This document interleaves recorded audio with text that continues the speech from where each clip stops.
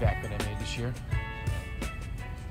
The original design I saw was Bruce and his bees, and I saw somebody else do a slight modification on it, and then I've done some modifications on that as well and tested a few things. But this is it, it's pretty much packed up. So there's actually 2 buckets, and then the 3rd bucket is the one that's sliced. One is entirely an extra bucket. You don't need to make that, but I figured it's better to have it than to not have it.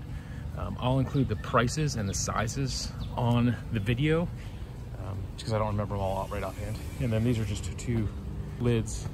I did drill a little hole here. I thought I would need this for a baffle to vary the suction, but you don't.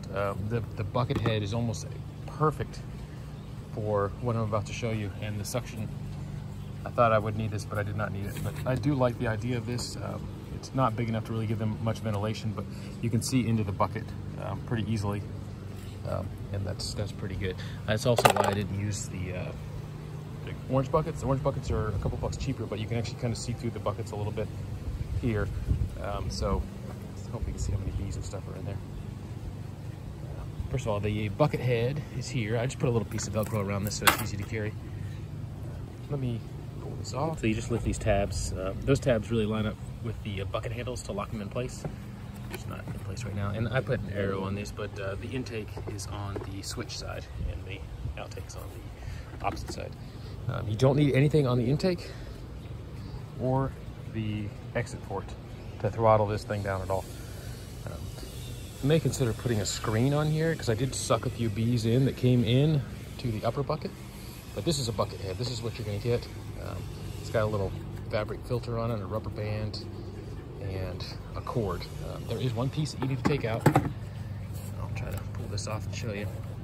And I've already taken it out. It looks like a paint can lid, but this part here, it snaps off. You just got to pull on it really hard and it'll pop off. At the inside of this chamber here is a paint can lid, and as it floats up, it shuts off the suction to the vacuum. So that's why that's there. But you're not going to use this with water, or I'm not going to use it with water. But if you tip it over, it could slide up and shut off the vac, and that won't be good. Sometimes you may need to be using this in a different orientation. So I'm going to put this screen back on and show you what else we got.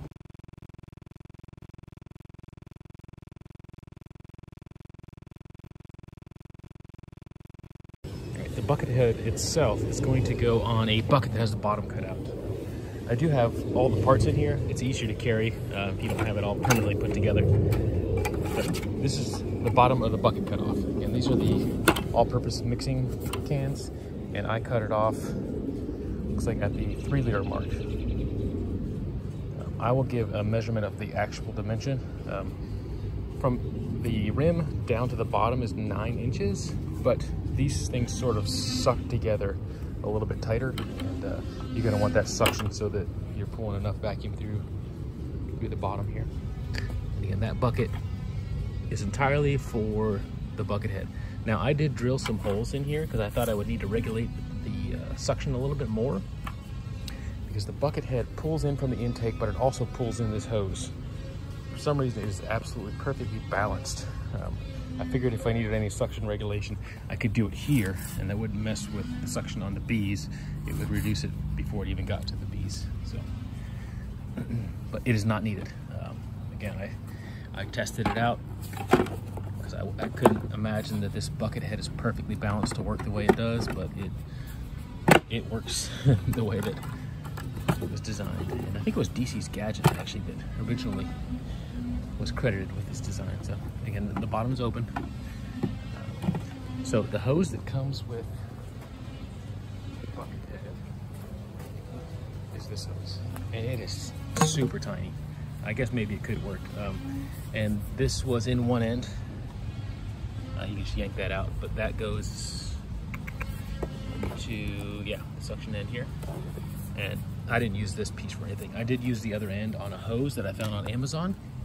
And this hose is actually, I can't remember how long this thing was. Looks like it's about 6 feet. But I used, this actually came with it. The inside of this hose, though, you probably won't be able to see it, but it is smooth. It's a smooth hose.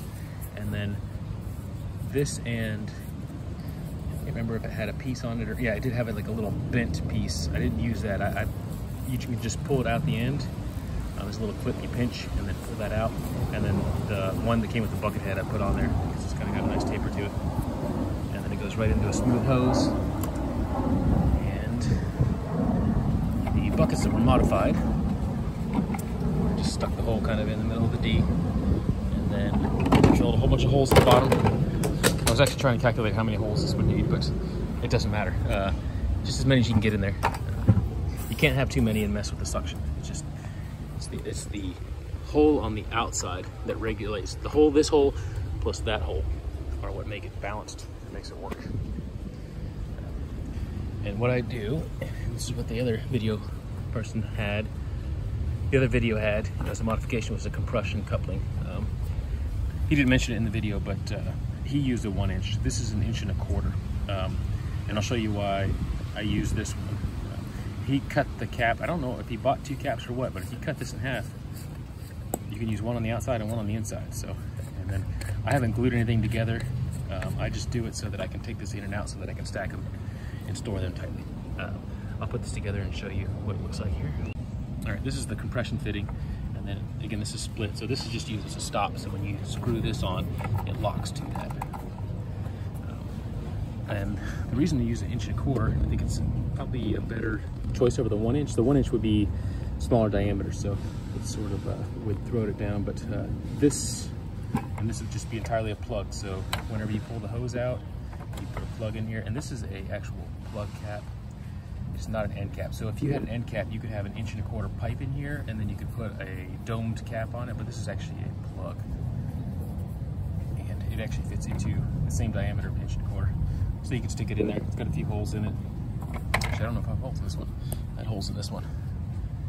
Just to add a little bit more ventilation for the bees. You stick it in, and then you just tighten it up. And then as you tighten this, there's a little black gasket in here. It expands, and it just kind of smushes everything in place. That's for after you're done. You've stored them, or pulled the hose out so you can transport them. But the one nice thing about this 1.25 inches, this hose fits right in there. It doesn't fit, this part does not fit. It's the actual hose that presses on. It presses really nicely on this. You can actually lift the bucket up with this. So that works perfect. And again, this is going to have a lid on it. And this lid, they're easy to get on and off. That's why I choose this time. And then that most of the time it's going to be closed unless you're transporting. This will be mounted upside down. All of these holes are allow the air to be pulled through. This doesn't matter which direction this is, but this is the intake side, so you may want the air blowing away from you. Vacuuming. This will just sort of fit onto that. Get it straight, and then just push it down. That's why you don't do 9 inches, because if you crush on this actually can flare out a little bit. So, but it would bottom out on the filter if you cut this too short. I actually cut this right at the bottom, and then I cut it 1 inch off the bottom, and then I had to cut it another 1 inch off the bottom to get to that dimension. I think you can actually see it's right at the 5. It's probably just a couple inches that I cut off the bottom.